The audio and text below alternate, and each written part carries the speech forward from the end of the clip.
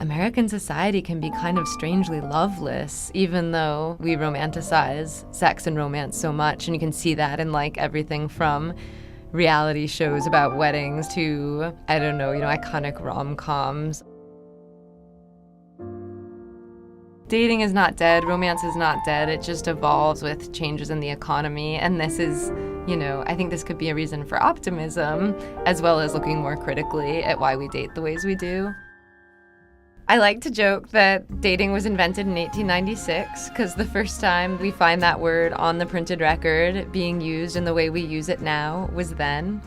In the early years, it was really thought to be a sort of disreputable activity because it was mostly working class women, poor women, immigrant women who did it, who were in cities, going out on the street, going out to bars and like Coney Island in New York or movies with men, and it was thought to be really shocking because there was no precedent for that. In older courtship systems, the platform where courtship happens is controlled by the family, which presumably has a stake in how it turns out. So it's like your mom and your aunt in your Jane Austen-y parlor, they care about whether or not you get married. They have an economic stake in that. When it moves into public spaces like bars or movie theaters or like Tinder, the people who provide the platform no longer have a stake in your pairing off. Indeed, it would be better for them if you never paired off and if you kept buying drinks and processing photos.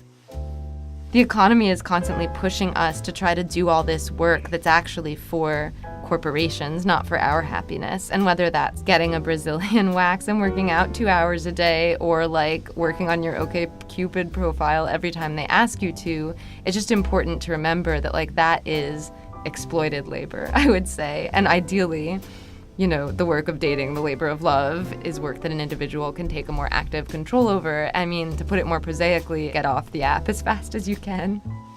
I definitely don't mean to just say, we're all just drones for the Tinder industrial complex full time now. It's not hopeless.